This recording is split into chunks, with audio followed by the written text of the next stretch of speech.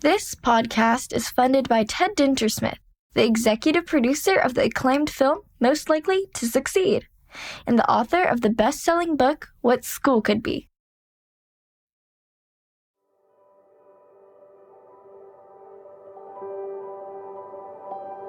So a lot of what we do at Wipeout Crew here in the garden, whether it's up in the mountains or down in the bay or in the oceans, whether we're doing a beach cleanup or we're harvesting, we're planting out here, or even working in our botanical native Hawaiian garden. A lot of what we do is trying to figure out how we can best work with what we have and how we can create really the best environment for everybody. And a lot of that has to do with education. It has to do with looking at your place and looking at where people have come from and where we are now and where we're going. And if there can be some kind of communication there and people can get together and be at the same table and discuss their points of view, the perspective, that's really what the Wipeout Crew is all about. It's about learning and educating ourselves and being best prepared to be of some good and some service to the world.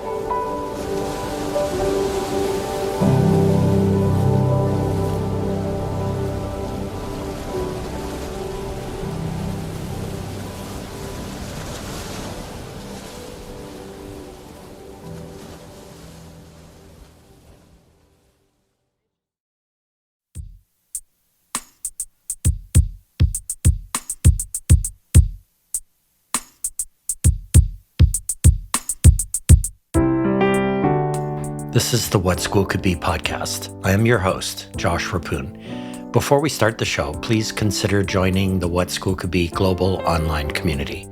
Simply install the What School Could Be app on your mobile device or go to community.whatschoolcouldbe.org. I look forward to seeing you there. Today, my guest is Paul Balazs, the Theory of Knowledge teacher, student activities coordinator, and Wipeout Crew founder and advisor, among many other things, at Henry J. Kaiser High School in East Honolulu. Listeners, as always, I spent 2 weeks prepping for today's conversation. In the end, I must have had 30 questions I wanted to ask Paul, but in a painful process and in the interests of time, I had to narrow them down to just 9 or 10. Ouch. So here is what I will not be asking Paul Balazs in this interview, though some of these topics might come up anyway in his responses to my chosen questions. I was not able to ask him why the following awards have great meaning to him: the Donald and Astrid Monson Award, the League of Women Voters Award, and the Aloha Award, which recognizes individuals in the global surfing community who are ambassadors of the Aloha spirit. There was not enough time to ask Paul about growing up on the east side of Oahu and his near total ambivalence about this concept we call school. Nor was there time to ask about what gets lost when we cut rich band, orchestra, or other types of music classes in the name of balancing the budget, something Paul cares deeply about. I was not able to ask about the meaning of important books Paul cited as influential, including The Prophet, Into the Wild, and I Know Why the Caged Bird Sings. And in the end, his development of a peace and sustainability garden had to be set aside. We did not have time to cover how Paul is inspired by the work of Hawaii's remarkable number of nonprofit organizations, or what happens when teachers go on walkabouts to faraway places, and how that changes and evolves their philosophies of education. Nor did we have time to talk about the role high schools and middle schools play in addressing climate change, nor his work with organizations called Sustainable Coastlines, 808 Cleanups, and Aloha Animal Sanctuary. And we did not have time to talk about the graduate program he is in at the University of Hawaii at Manoa. Indeed, I dropped questions about what happened in a small East Honolulu coffee shop 16 years ago, and Paul's thoughts on these two questions he thinks are profoundly different from each other. What do youth need to know, and what do youth need to know about? Even worse, on the cutting room floor, I left questions about the severe impact of continuing our 100-year-old tradition of content-driven, sage-on-the-stage teaching and learning, and how this damages students' engagement in the joy of education. worst of all, I had to leave out a question about a moment when Paul and 10 of his students showed up to help rebuild an ancient fish pond on the windward side of Oahu. At this point, listeners, you must be saying, dang, if he left out all these questions and topics, what the heck did he talk to Paul about? Well, friends, continue on and find out. And now, here's my conversation with the inspiring Paul Balazs, who, to community members and colleagues, is known as a life force.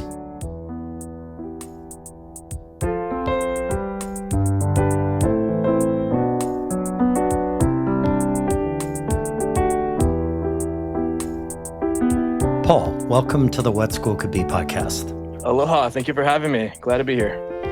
So, Paul, I was going to begin with a heavy question about having a calling and acting on it, but I decided to put that question off for later so our listeners can get to know you a bit first. So let's find out who you are, and then we'll dive into the deep end of the pool a little bit later. So, Paul, what is punk rock, and how do you define punk, and why was the early 2000s a good time to be playing in a punk rock band in iconic Waikiki or downtown Honolulu, as you did? Oh my gosh, what a great question. Great opener. Punk rock is a state of mind. It's a way that you live your life, the way you see the situation around you, your culture, your community, and you try to find a way to find a place in it that reflects your own personal background, your values, what you care about. And punk rock for me in the early 2000s was just that. It was a community of people who saw alternative ways to fit the needs of the time, and a place they felt they could share their art and their passion, what they wanted, not just for themselves, but for their community. And I think it ties into kind of the choices I've made, as a young man, and now even as a teacher. Back then, rolling up to a gig at 6 p.m., 7 p.m. in Waikiki or downtown, knowing that you found a place that didn't quite fit into kind of the norms of society, but in that found its own piece of the puzzle. And I think it's a critical part of a community is, every person, despite whatever backgrounds or beliefs they have, has a seat at the table. And so for me, that's been punk rock, and that was my early days playing guitar and a couple bands, and now as an educator, yeah, through and through, punk rock is a fundamental of mine for sure. Do you still play, Paul? Yeah, not so much punk rock anymore. I kind of put up the electric guitar and I play acoustics. I write my own songs. More of, I'd say, folk and maybe alternative, you could say, if you categorize it. But I play some bluegrass and some country too. So that's awesome. So I love stories about educators' quote former lives that reveal very cool things about them. And in your case, Paul, you worked during high school at Chuck E. Cheese, Taco Bell, and the Alawai Harbor Yacht Club, and later as a barista and warehouse worker, I might add. And you said each of these moments taught you a little more about yourself and the different sides of your fellow humans, both coworkers and customers. And there's a wonderful podcast hosted by Steve Shapiro called Experience Matters. So in what ways did your experiences contribute to the many iterations of Paul Balazs? Well, first and foremost, I think that foundation really matters. The roots that you're given, as a child are nurtured as you grow up, and every choice you make, everything you do, all the different ways you spend your time, it all matters. Everything that you do has a place. And so it can be consistent about that, to know that every day is new opportunity to meet a new person from a different background, to have a conversation with someone who's, has a different point of view, even to work in a place that you might never actually find yourself, on the day-to-day, just a place you wouldn't typically go to enjoy a Friday night with your friends, just working in different kinds of settings. It gives you a different kind of piece of the onion, or layer of the onion, so to speak. It gives you a different way of looking at the world. And those jobs, Chuck E. Cheese, Taco Bell, and then working as a busser and a wait staff at a yacht club, that, typically serves, the complete opposite of what you might find served, being served at Taco Bell or Chuck E. Cheese, whole different, category, just gives you kind of different things to consider. I think that, kind of weighs into, it's really the paths we choose in life. Everything does matter. So, do you find yourself referencing those experiences even explicitly when you're working as an educator in the classroom or in the many projects that you're in? Do you ever find yourself sort of talking about them with your students as a way for them to understand you and to kind of build context around what you're doing?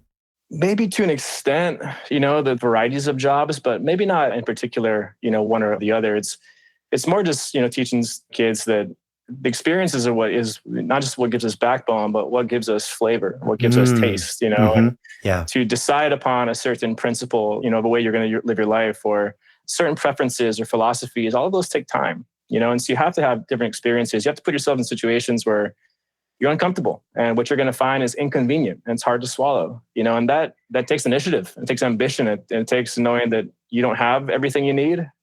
You are incomplete, and that's okay. But it just takes waking up on a day-to-day in a certain frame of mind, a certain way of just going about it. And so I honestly, I probably reference my travel more than I do my earlier work. Mm-hmm. Taco Bell and Chuck E. Cheese, I think, built me character and maybe some backbone. Yeah. But honestly, I think that when you get into it and you start to really take some risks and go to different countries, especially maybe even under pretenses where you think that there's some risk there. I think that that's what puts you in a condition where there's no other way to go than to learn. There's nothing else that can happen. If you're in a situation where you don't know what's expected, then there's really nothing else that can be done but just learn and become better. Yeah, that's awesome. And I love the idea that there's an element of patience built into this in your life, that you see life as you react to life very patiently as a series of unfolding iterations. Every person, every experience, everything that you do is just sort of another layer of that onion that you were referring to. And there's a certain amount of patience that gets built into that as you kind of relax into just being, right? And so that's a great segue to the first of these heavier questions in the deep end of the pool. So, Paul, I'm going to read the description for a 9-minute On Being podcast we both listened to in advance of today's conversation. So here goes. So, quote, "In the modern Western world, vocation was equated with work, but each of us has callings, not merely to be professionals, but to be friends, neighbors, colleagues, family, citizens, lovers of the world. Each of us imprints the people in the world around us, breath to breath and hour to hour, as much in who we are and how we are present as in whatever we do. And just as there are callings for a life, there are callings for our time." So, Paul, for more than 100 years, education has been about amassing content and gaining some skills like literacy and numeracy and becoming professionals in a field. So On Being's Krista Tippett, the host, seems to suggest that our higher aspiration in education is to guide young learners to find a calling, be moved by it, and act on it. So what are you called to do, Paul Balazs, who is a teacher? What song, what voice, what lyrics, what Homeric siren calls you forward each day? And how do you translate your calling to helping your students find theirs?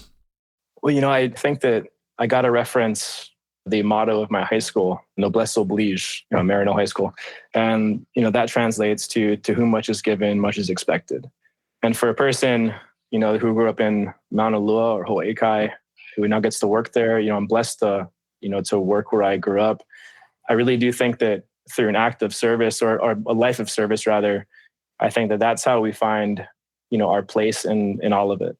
That every person has a purpose, has a meaning that's yet unfulfilled, and it's up to the community to work together to provide the environment for that person to find, what it is that, that they need.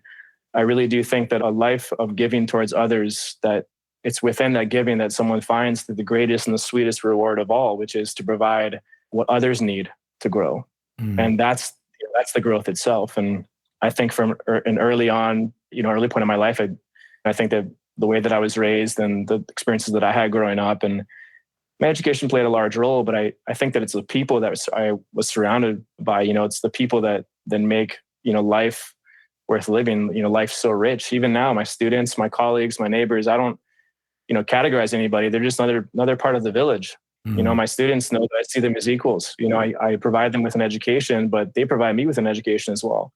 What we do at the end of a year is create something that we can both be proud of, that we can both say, hey, this was a year well spent, and you can look back on those things with experiences that have made a difference. It's not having a resource, maybe taking an economic framework, but it's not providing a resource for people. It's more of providing a situation everyone can find what they need to grow and what everyone needs to thrive. So I wonder, Paul, if there are moments where in the course of your day-to-day teaching and all of the other activities that you participate in with kids, that you see a young person sort of latch on to something that you've exposed them to, some experience of some sort, and then you actually see them begin to connect with that, as if somehow that's like an early stage of a calling of some sort. I'm sure that you've experienced that. And what happens in that moment for you as you watch that unfold?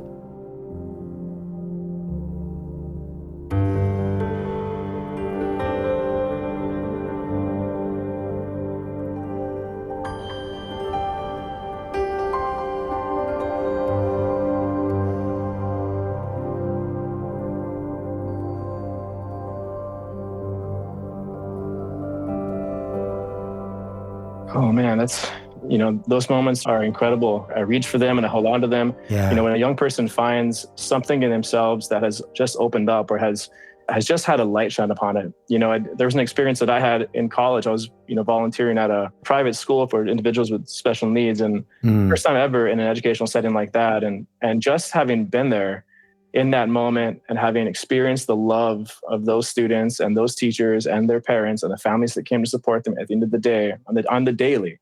There's something inside me that I had not experienced yet that I just felt open up and felt gravitated towards the calling of education. And when I see it in students, when we're discussing, social issues or issues in the community, issues that surround, things that they're passionate about today, like sustainability or conservation or equality or diversity or justice, when you discuss these hot topics, that might get a lot of media attention, social media, even mass media, students aren't really ever asked to, have a seat at the table or share their perspective. But in a classroom setting, when you're able to have an honest discussion about, how things are and what they see and what they care about, you do see those moments of clarity where the students are seeing that, the other people care about these issues, but they have a voice. And for students, through whatever medium you're providing, for them to see their own voice come to life, whether it's in an oral presentation, in a classroom setting, obviously, and surrounded by their peers and their friends, or it's on a paper, they can see that they have something to say. And without, really being given that opportunity, I think some of those things, just like I experienced, will never have a light shown on it. So that's really what keeps me driven. It is those experiences, they really do happen daily. They're not just, a summative or a form of assessment, that we're required by law to provide, but it's more just conversations, discussions. It's letting people know that, that they're not alone.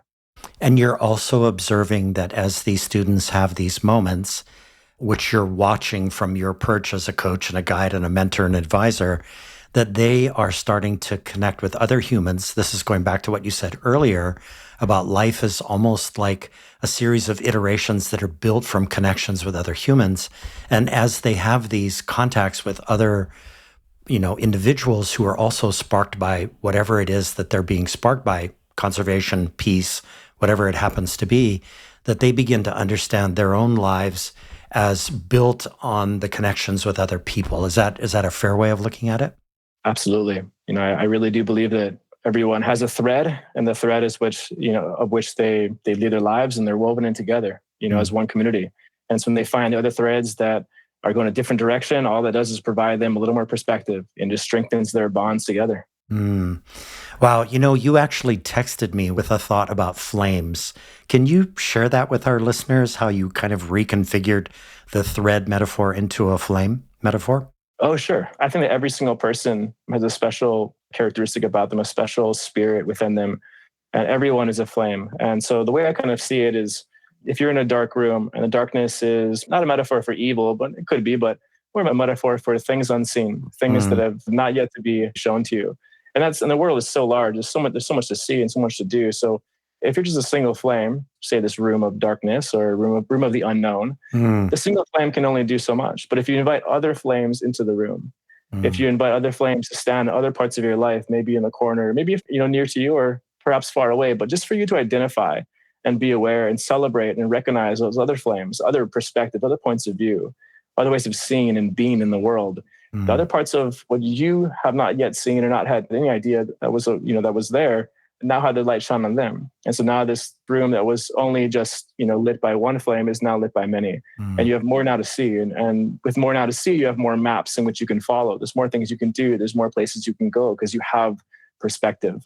And perspective is everything. But you have to first be able to identify and celebrate that other people also have flames, regardless of whether they're like yours or not. Paul, it happens almost in every episode. I have this feeling where I want to go back to school. And you've just given me that feeling. And what you've pictured for me is a very warm and inviting environment to learn. And that's why I'm having that feeling right now. It feels very inclusive. So that's awesome. So perfect segue then to this final question before we take our first break. So Paul, in May of 2016, you were given the Teacher of Promise Award from the National Milk and Educators of Hawaii, which is pretty awesome, but that was 7 years ago. So I know you walk on the humble side of the street, but what did you understand back then about what it meant to be a Teacher of Promise? And what has happened in these past 7 years that is evidence you were becoming more promising by the day? That's a great question. And I really do think that my love for students has always been paramount, always comes first. I think that what I learned, back then, I began teaching at the school I'm at now, Kaiser, from 2012 and 13.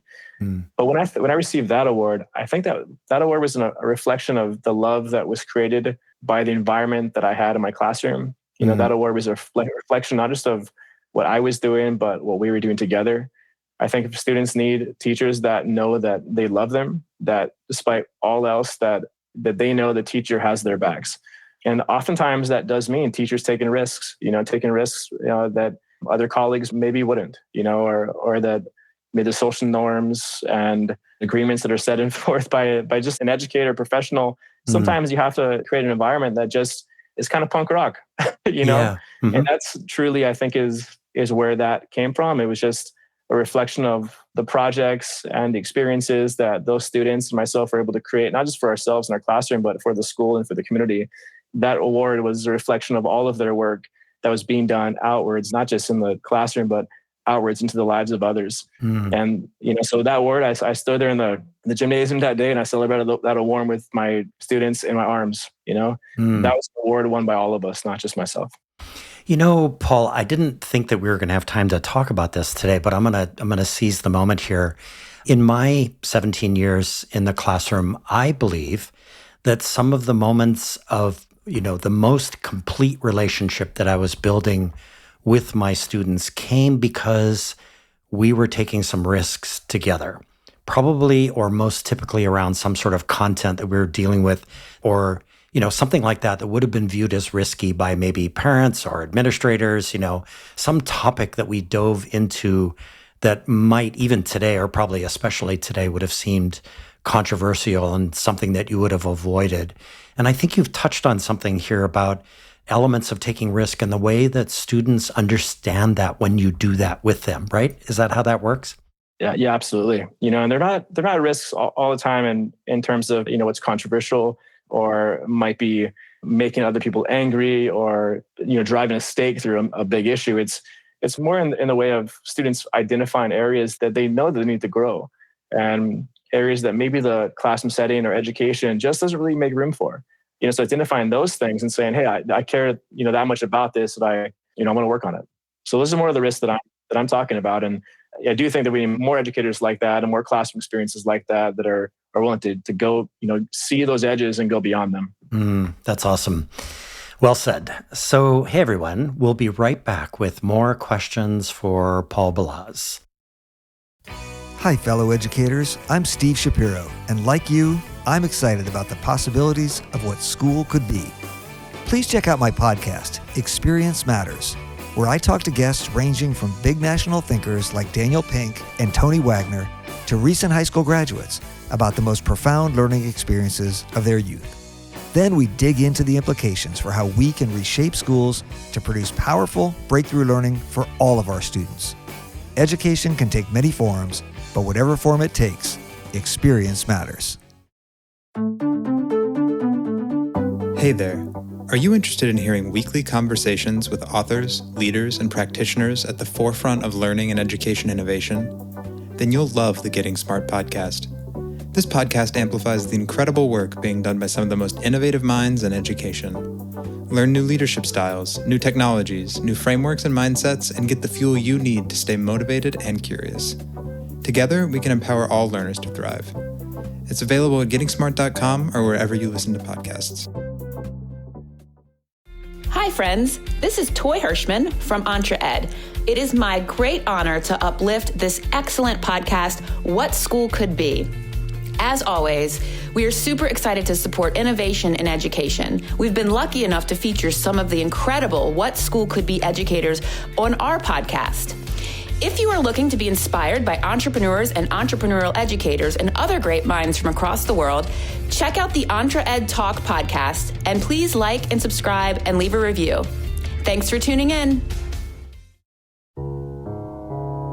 Hey everyone, we are back with Paul Balazs, the Student Activities Coordinator, Wipeout Crew Advisor, and IBDP Theory of Knowledge teacher at Henry J. Kaiser High School in East Honolulu. So in this section, Paul, I want to get 3 stories out on the table for our listeners. And these stories, as I learned about them, spoke volumes to me about you, your life as a guide and mentor and coach, and about the lives of your students. So these questions will also give you space to talk about your school's garden project, the Wipeout Crew, and your philosophy of education. So here's the first one. I'm going to quote from a paragraph in something you wrote back in 2019, pre-pandemic, which was posted as a news article at your Kaiser High School website. And I quote, "When we were asked to represent Hawaii and the United States of America 6 months ago at the 4th Annual United Nations Tsunami Awareness Summit, we had no idea what we were taking on. After a bit of research, we learned that we'd be joining over 500 student representatives from 44 different countries around the world, and that was going to be in Japan."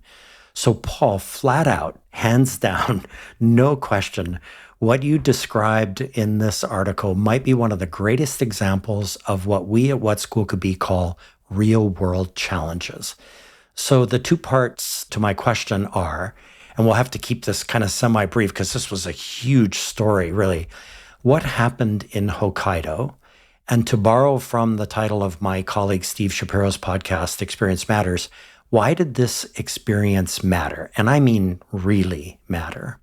Yeah, that was a quite exceptional experience. To be called upon by our school and by our state and really by the country to lead that was a great honor, for myself and my students. And I think it reflected kind of our mission and vision here at Kaiser, which is to really expand on what we know and what we're trying to be a part of.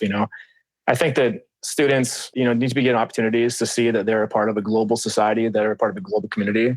And that trip to Okushiri, to Hokkaido, Japan, to meet those people and to live in those villages just for a short time, it provided, I think, the kind of experience that all students need, which is, to be a real, authentic experience with people who care about issues that are affecting them deeply.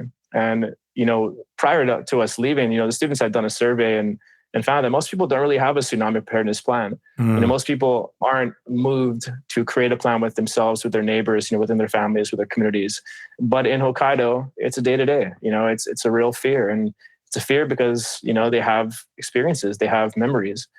So I think being there with the students, it just provided them insight into thinking about how other people prepare, other people live their lives, how communities can work together to solve problems or to strategize to overcome, and if you look at the definition of resilience and sustainability, I think you would find that. You'd find, not just words on a paper, but experiences that over time are grafted to become something that's much larger than I think most people, make it out to be. That trip was quite the experience. And what was it like, I wonder, I wish I was a fly on the wall as you all came home back to Honolulu again after the experience was over. And in the article, you had written about how almost like a flower blossoms and opens up, that this was a slow opening up of experiences for these students as they kind of figured out what was going on and what they were going to be doing and who they're going to be connected with. And then the experience happens, and then you're on your way home. And if we were flies on the wall on the trip back home. Like, what was that like? What were they talking about? How did their lives change as a result of this trip? Well, first of all, when you're at a tsunami summit and you're talking with families, community members, community leaders, who had the unfortunate situation of having a tsunami affect their entire lives, their villages, their homes. There wasn't a day that went by that, while we're on that trip that, we weren't all brought to tears. So, coming home on a plane back to, your reality, back to your day to day, I think the students carried with them, a piece of those experiences, a piece of those stories, and a piece of those people. And now when you're given such incredible human insight into how people are so resilient and how people can lead with love despite chaos, despite whatever crisis they're facing, it becomes a part of you. It becomes a part of your story, and you carry that resilience with you. And all it does is teach you how to be better, how to think deeper, how to dig deeper, how to live your life with love. When we all got off that plane, every single one of those members of that team, all of those 17-year-olds were such better people just for having those experiences. I think a lot of people have a strong sense, Paul, of their own individual resilience.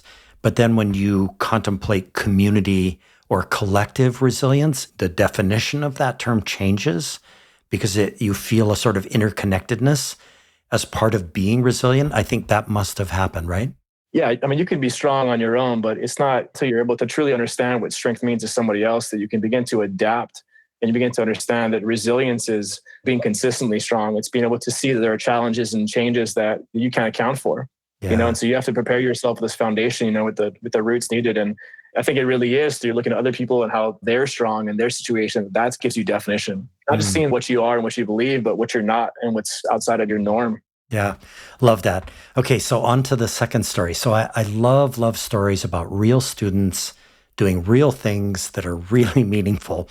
So the story I want you to tell us about a Kaiser High School student, Youngjin Lee. But the question comes from the last paragraph of an article posted last year to the Honolulu Star Advertiser's website by journalist Mindy Pennybacker. And I quote, "I think moving here played a big role in making me be able to pursue my passion in environmental science," Youngjin Lee said, adding, "The deep meaning I found through the plants also deepened my Hawaii roots." Okay, so walk us through what happened with this kid born in Korea to a South Korean diplomat and his wife, and in what ways is this a great object lesson, Paul, in opening up kids to relevant experiences like your garden project? Oh man, yeah, Youngjin Lee's a hero in my eyes. That young man grew up in a city with no yard, no plants, very few trees for as far as the eye could see. He did not have anything green surrounding him, had nothing in his house, nothing on his property. He lived in an apartment complex. So this is how he described his home to me. Coming to Hawaii was a dream come true. He wanted to be an environmental scientist. He wanted to be in conservation, wanted to focus on plants, on nature, but grew up in an environment where there was none. It's a really fascinating story. So he comes to me, one day, he knows that I'm the garden caretaker, and he explained to me what his pathway was, what he wanted for himself. And I said, hey, well, you can come out to the garden, spend some time in the garden, and we'll see what you can do, see what, you like to do for the garden or, for yourself. And so he comes out and he has the most amazing time. And this is actually, I think it's during COVID too. So he's, not everyone is allowed on campus, but he came every day anyway. He made it a point to come on a campus and do his work within his garden. He found online by himself an opportunity to work with Kupu and other community leaders, I think Kokua Hawaii Foundation. And so he actually got to work with mentors, a whole team of people that supported him on a project that he created, which was to see if you could plant and maintain or grow native Hawaiian plants in your own backyard. And if you could do it, would they be viable for planting in a larger garden in the environment? So this young man was able to get, I think it was 50 or 60 Aveo seeds, plant them in his own home. He planted them actually in the same room that he keeps his washer and his dryer. The majority of them sprouted and did quite well. He brought them to campus and he planted them. Now we currently, as of today, February 2023, we have a very large Aveo garden, all because of young man's determination, young man's will, and his eagerness to be a part of a future and a dream that he really had no roots in, just had a single idea and had the ambition to seek it out. Has Youngjin graduated already? It sounds like he has. Yeah, he graduated last year. And, how is his journey continuing now? Well, now he's studying environmental science. He went on to college. And I really can't say where he's at right now, but he did reach out to me a few months ago, and we plan to touch base when he comes home. Wow, that's just such a great story, especially coming out of the environment that you described where there was nothing green, and here he comes into this. So I guess that begs the question, I wonder if you can just share with our listeners a little bit of the backstory of the garden itself. What's the context of this school garden that you oversee and that the kids engage with?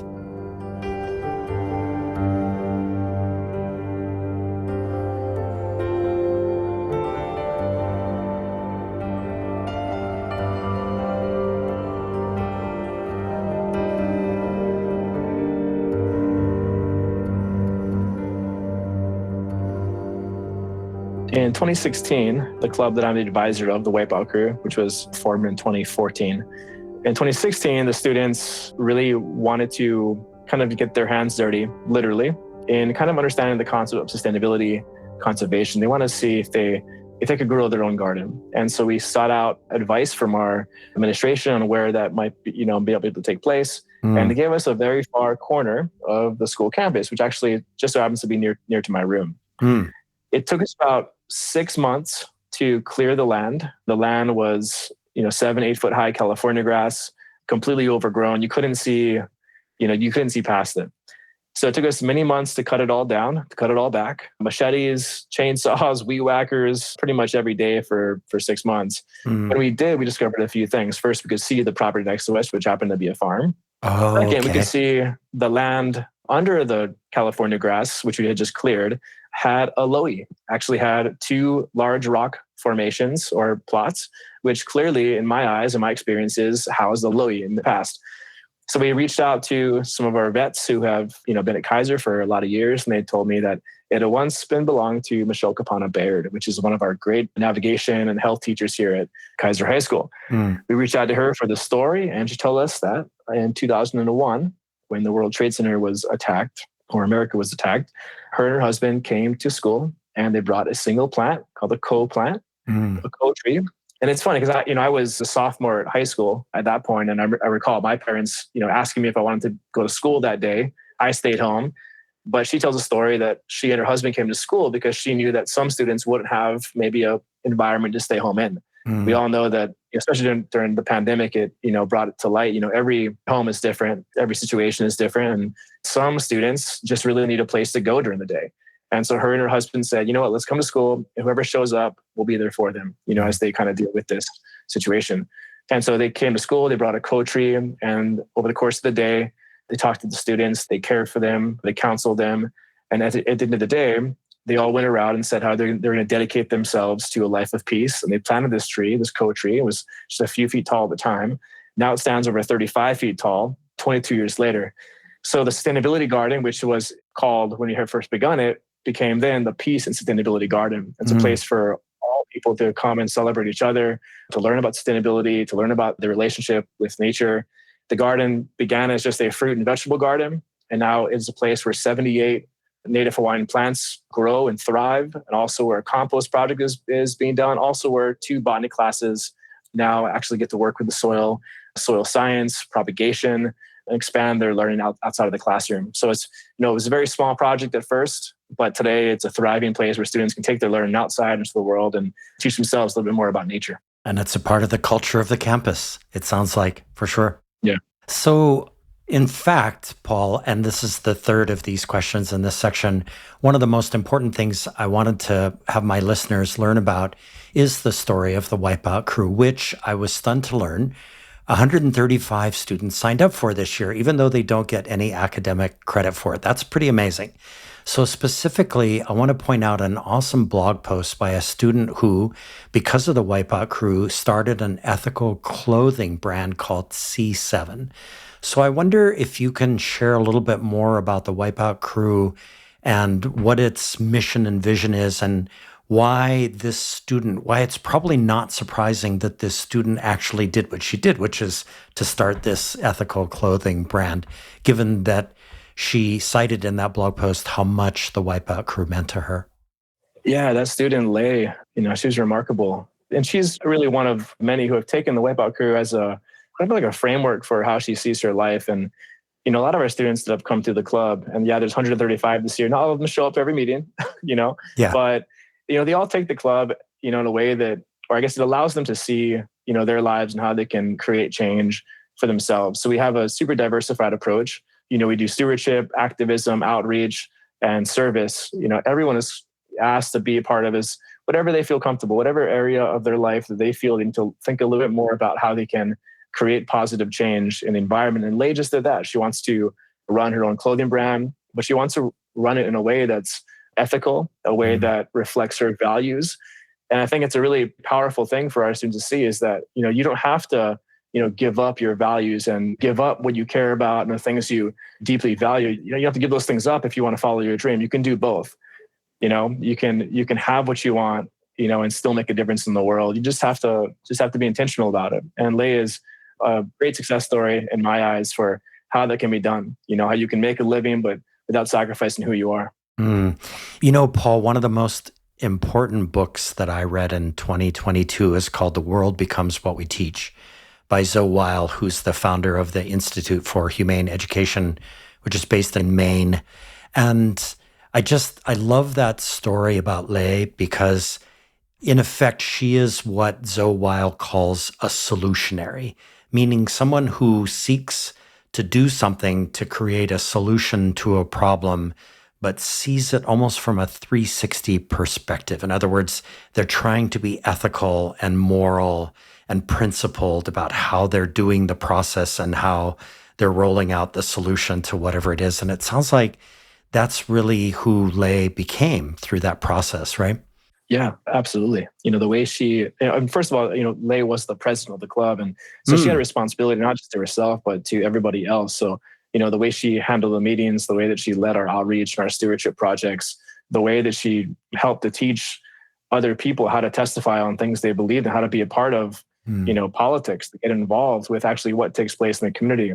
She did really see it in that way that you're describing as a 360 thing. She saw every component, but she also knew that, it was within her ability, but also her responsibility to help others, also find that awareness, also find within themselves another way to go, another possibility for that. Just gives me goosebumps thinking about that, Paul. It really does. You just realize that, this is a young person who's becoming actualized in so many different ways. And that's a great, great story. So, hey, everyone, we'll be right back with more questions for Paul Balazs. This is Guy Kawasaki. If you want to learn how to be a remarkable person, please check out my podcast, Remarkable People. I interview people like Roy Yamaguchi, Margaret Atwood, Jane Goodall, Stephen Wolfram, Steven Pinker, Ariana Huffington, and Steve Wozniak. The point of the podcast is to help you become a little bit more remarkable. To learn more, go to remarkablepeople.com. Thank you.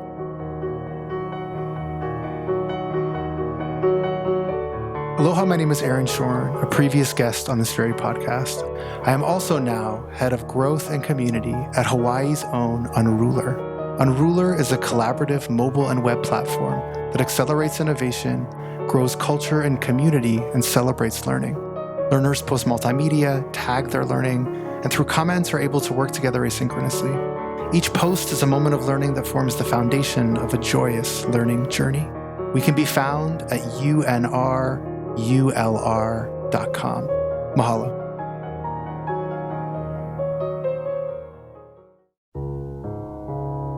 Hey everyone, we are back with Paul Balazs, the IBDP Theory of Knowledge teacher, student activities coordinator, and Wipeout crew advisor at Henry J. Kaiser High School in East Honolulu. So Paul, on your resume you note International Baccalaureate Diploma Program, Theory of Knowledge instructor, which you have been teaching since 2015. And in this course, you support young people as they seek to understand the origins of knowledge and help them become more compassionate, knowledgeable, and active global citizens. So I wonder if you could share with our listeners that exact moment when you were asked to teach Theory of Knowledge, what you were thinking in that moment, why folks thought you were a no-brainer to teach the course, and how at that time back in 2015, you plan to engage your students in such a brain-heavy, focused course? Theory of knowledge came to me at a time in which I think it was difficult to find teachers who wanted to teach it. It's a course that doesn't really have a department. It's not really English, it's not really science, it's really sociology or history. It's kind of all those things put together.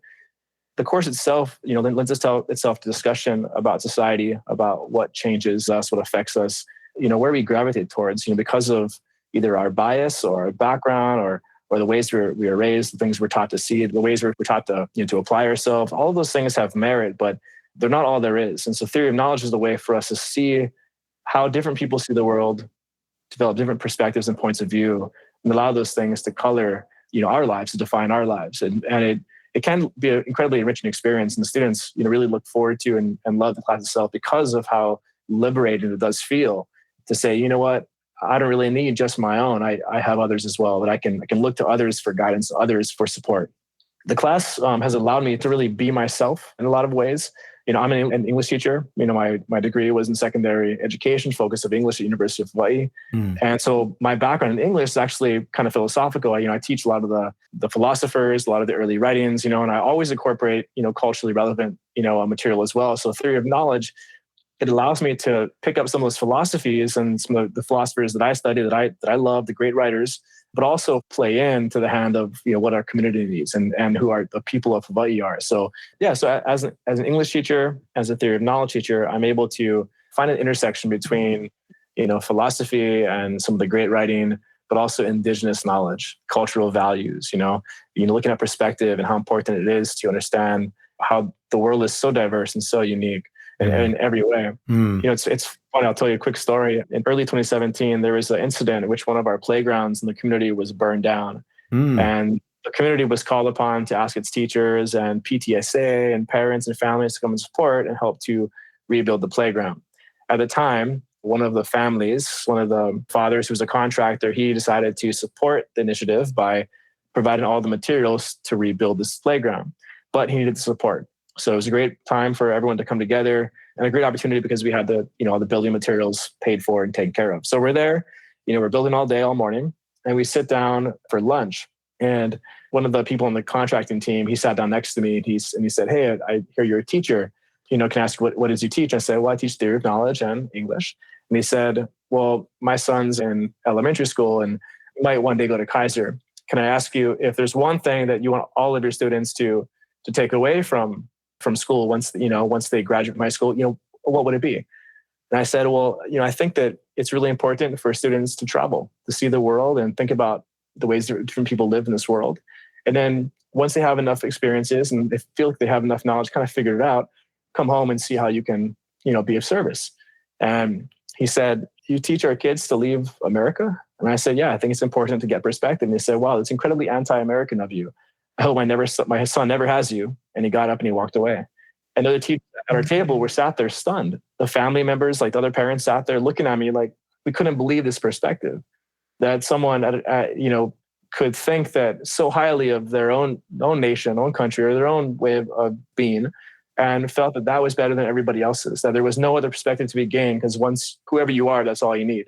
My class, it really weighs heavily into trying to be appreciative and celebrate the diversity that we have and use that as a strength. Not something that's going to break us down or diminish us, but make us stronger as a global community. It's really the vision and mission of the IB program. And really it's my mission as a teacher as well. So connected question then, and that's a great story. In 2017, out of this theory of knowledge course, you birthed what you called a Life Travelers program, which takes kids to different countries.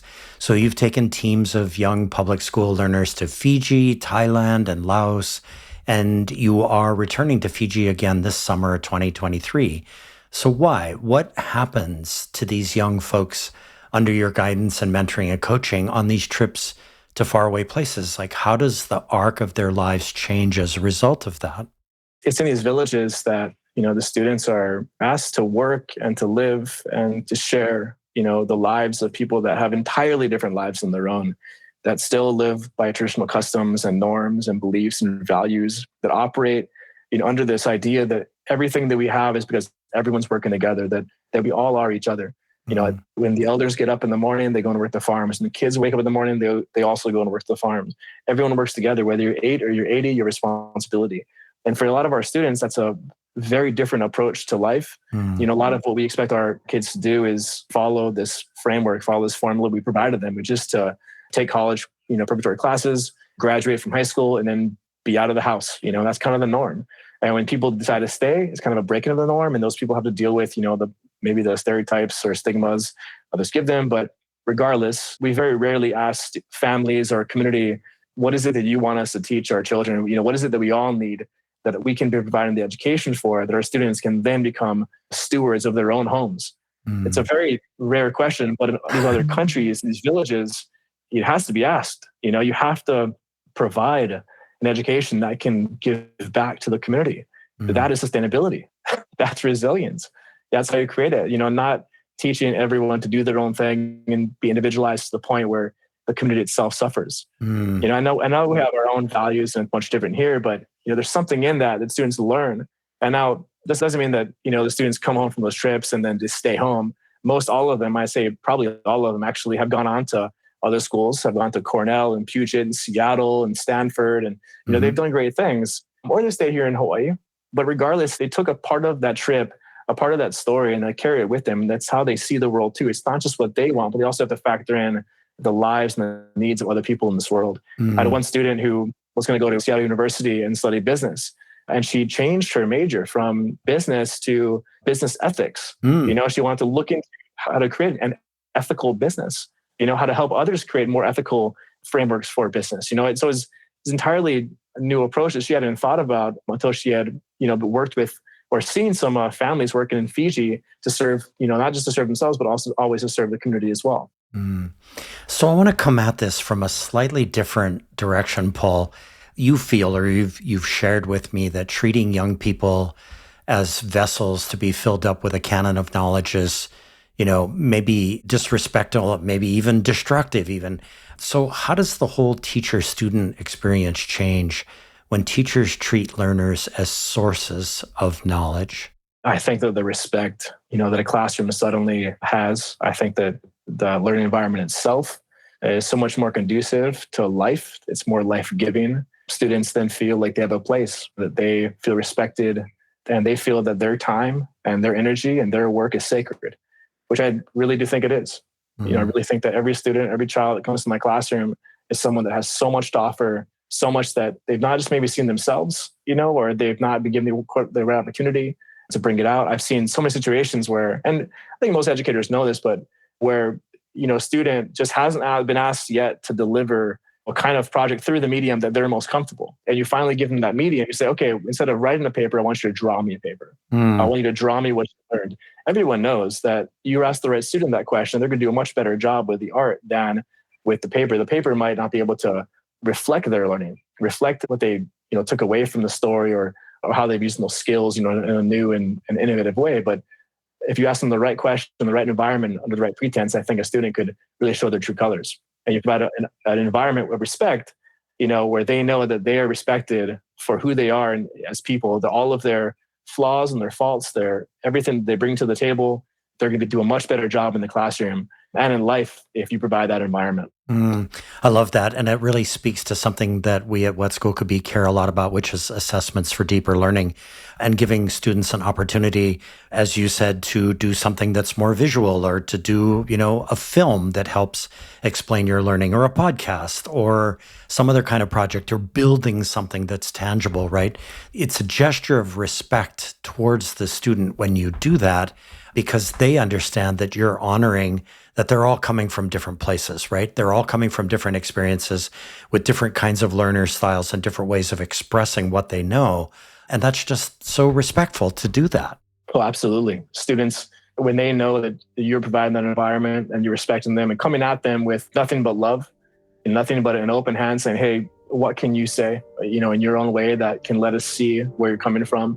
That's what we need. More of those rooms and those spaces to celebrate diversity, celebrate equality, celebrate student voice in the most authentic way, not the way that we draw it up, but the way that they want to draw it up. Right. Totally agree.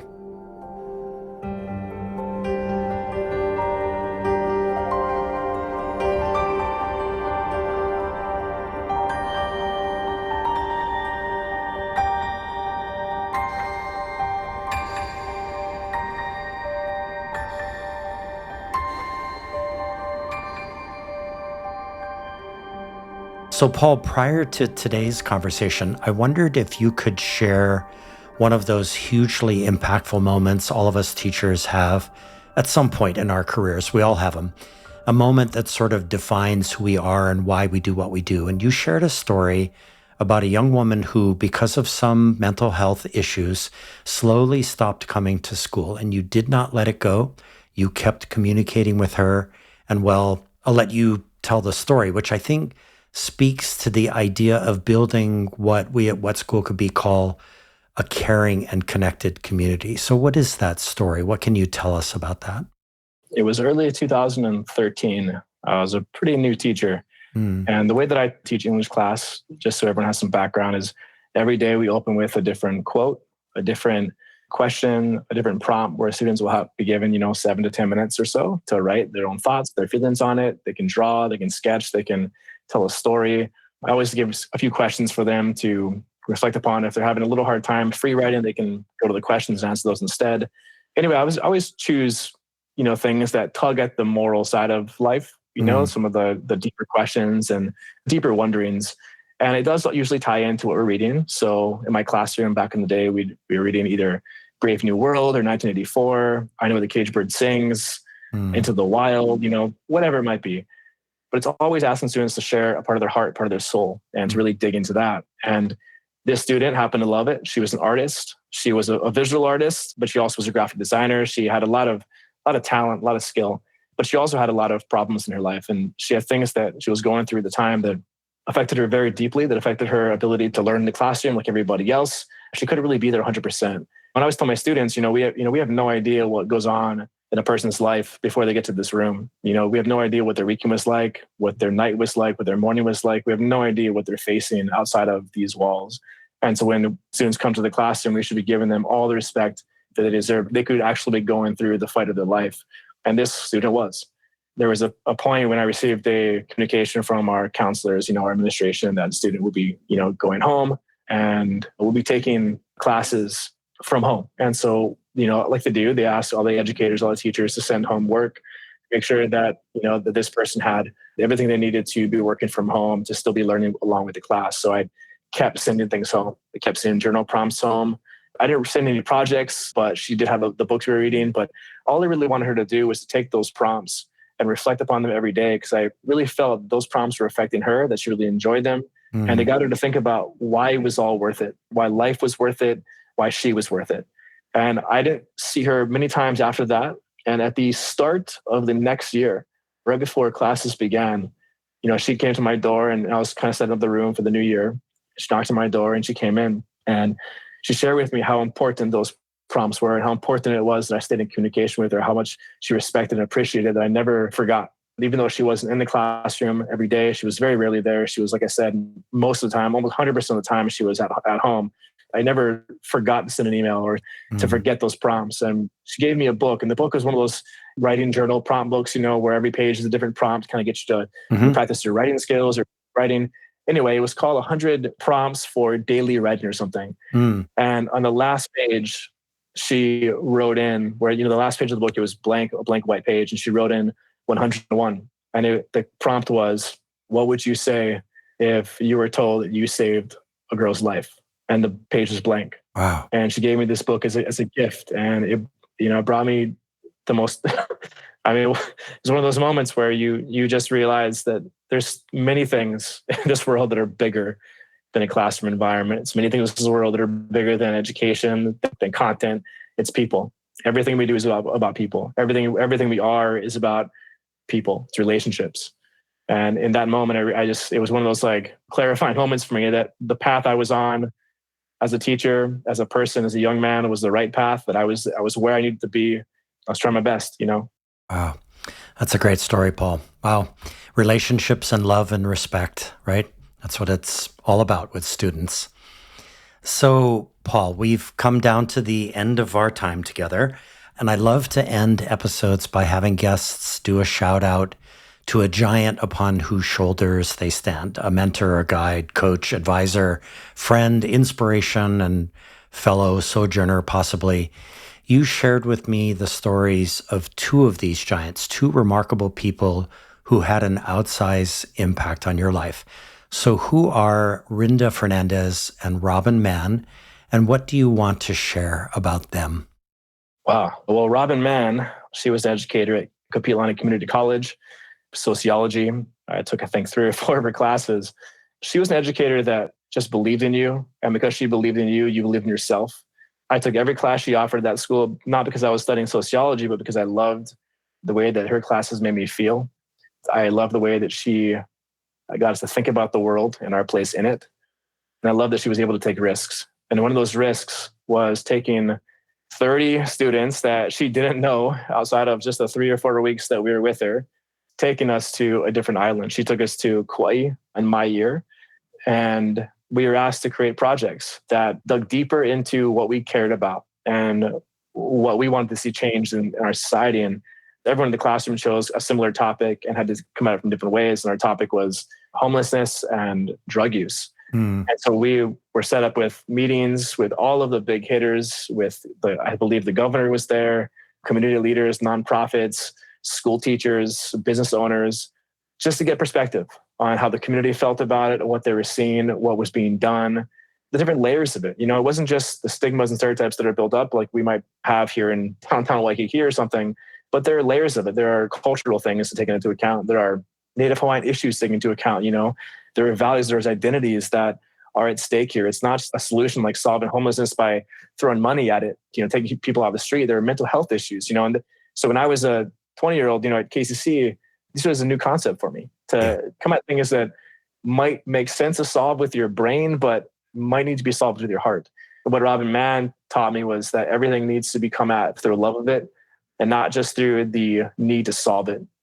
Some things just can't be solved. And that was really important for me as a young man and growing into I hadn't even signed up as to be an educator just yet. So I really didn't even know I wanted to be a teacher, but yet the way she worked with us was very foundational for me. The second person was Rinda Fernandez. She was the student activities coordinator at this school that I'm at now, Kaiser, before I became it.